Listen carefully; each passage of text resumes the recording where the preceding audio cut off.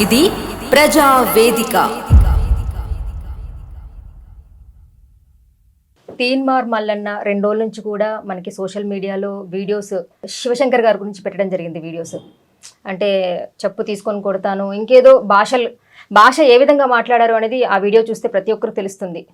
Freedom of expression ఉంది, కానీ freedom of expression ఉంది కదా అని చెప్పేసి మనకి నోటికి వచ్చింది ఏది పడితే అది మాట్లాడడం కరెక్ట్ కాదు అని చెప్పేసి ఒక జర్నలిస్ట్గా నా ఉద్దేశం.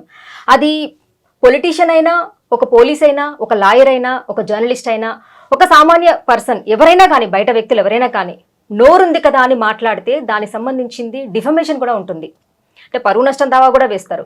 సో దీనికి ఒక అధికారంలో ఎమ్మెల్సీగా ఉన్నటువంటి తీన్మార్ మల్లన్న గారు ఒక గౌరవప్రదమైనటువంటి వృత్తిలో ఉన్నారు.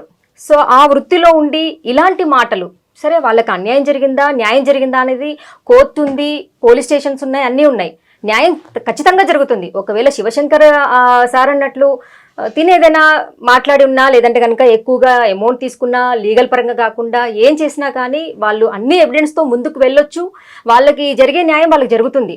ఎవరికైనా, అక్కడ డబ్బున్న వాళ్ళకైనా, పేదవాళ్ళకైనా, బడుగు బలహీన వర్గాలకైనా, ఎవరికైనా కానీ ఇక్కడ ఏంటి అంటే ఎవరైనా కానీ వచ్చినప్పుడు అసలు ఏం జరిగింది, ముందేం జరిగింది, ఇప్పుడు ఏం జరిగింది అనేది ప్రతి ఒక్కటి పూర్వాపరాలు తెలుసుకొని దానికి సంబంధించి మాట్లాడి ముందుకు వెళ్తే ఒక ఎమ్మెల్సీగా గౌరవప్రదమైనటువంటి వృత్తిలో ఉన్నటువంటి మల్లన్న గారు ముందుకు వెళ్తే బాగుండేది. కానీ చెప్పు తీసుకొని కొడతా అని చెప్పేసి ఒక క్యాస్ట్ గురించి మాట్లాడడం అది కరెక్ట్ కాదేమో అని చెప్పేసి ఒక జర్నలిస్ట్గా, ఒక మహిళా జర్నలిస్ట్గా నా ఒపీనియన్ నేను మాత్రం చెప్పాను. సో ఇదండి శివశంకర్ గారితో మనం మాట్లాడింది. సో ఇంకొక పర్సన్తో మళ్ళీ కలుసుకుందాం. చూస్తూనే ఉండండి జీ న్యూస్ గంగా ప్రవాహం. అంతవరకు సెలవు, నమస్కారం. న్యాయం వైపు నిలబడే గలం గంగా ప్రవాహం. For latest updates subscribe to Zee News. ఇది ప్రజా వేదిక.